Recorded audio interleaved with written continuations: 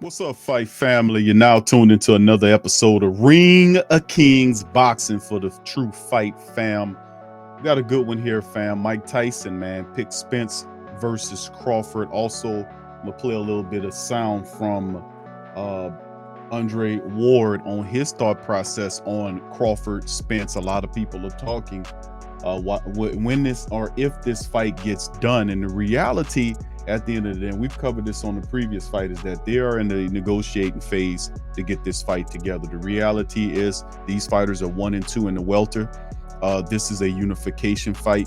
Both of these fighters have the potential, and I've said it before, this will be a trilogy fight. That's how good they are. They're both in their primes. You got a 38-0 fighter coming up in this thing in the personage of Terence Crawford.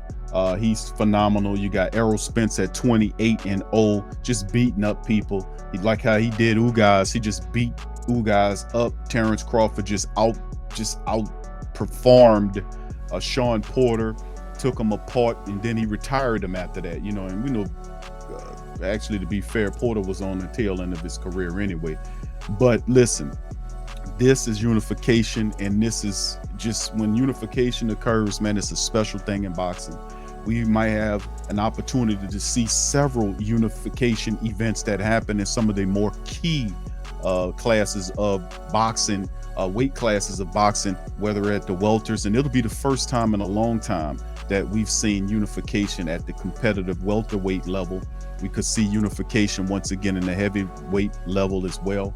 So a lot of positive stuff. We've seen what happened with the lightweights, with Devin Haney doing his thing. Props out to that brother. So with that being said, man, let's see what Iron Mike had to say, and then we'll play some Andre Ward, what he had to then say about it. Here's the channel. Mike, Spence and Crawford are fighting. Who wins?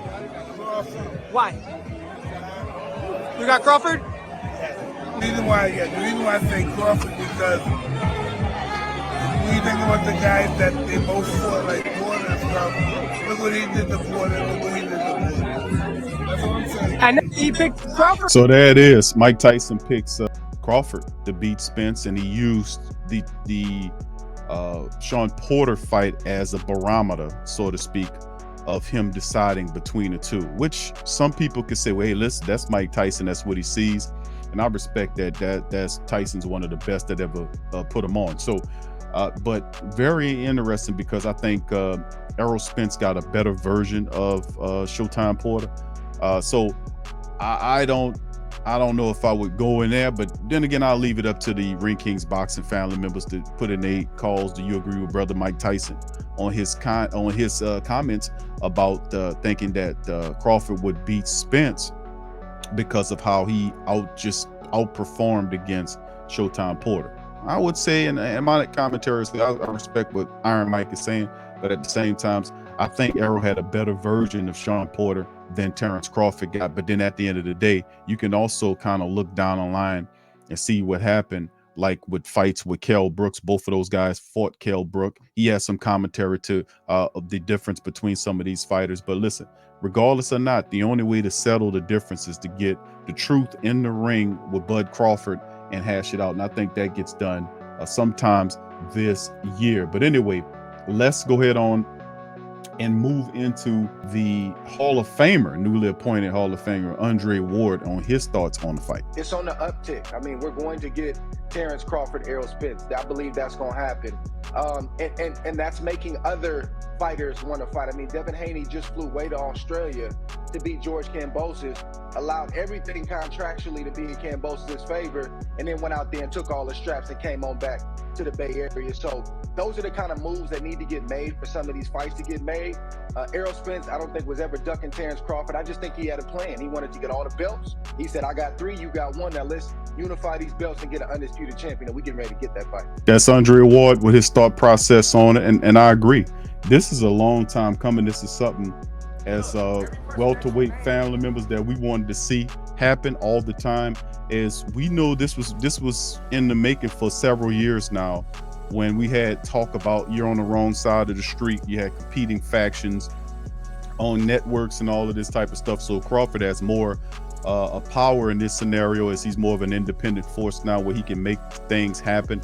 And the last several fights that Crawford had, not including Sean Porter when he finally got him, I thought that the better, and this is just what two men used to talk about all the time on Ring Kings, is I thought that Bud would have done better to go to PBC, but he went a different route with Top Rank, and Top Rank could not get him the necessary fights that he needed, or that he deserved rather. So I mean, but when it comes down to this is totally different, unlike any other level that we've seen now in the welterweights now, when you got Bud Crawford there, who's a phenomenal fighter in his own right, a true champion. You got Spence right there. Errol is a absolute wildebeest. He can do a lot of stuff. Both excellent fighters that I'm looking forward to seeing this fight. And like I've said before, unlike any other part of the timeline, Errol has secured all of the belts, and the last key to it was him dispatching Ugas, getting his belt. Now that he has three of the 4 belts, with Crawford holding the other belt, they're in a collision course. There is no other place for either one of these fighters to go at exactly, except for a collision course with each other. And like I've said, this will be one of the best fights that we've seen in a long time. It will have the potential to be a trilogy. It will define both of these fighters into the future, because remember, when you talk about great fighters in the past, what helps set up that legacy is having legacy fights. This is a legacy fight. So yes, I anticipate sometimes before the end of the year that this fight will get made between Errol Spence and Bud Crawford for unification of the welterweight division.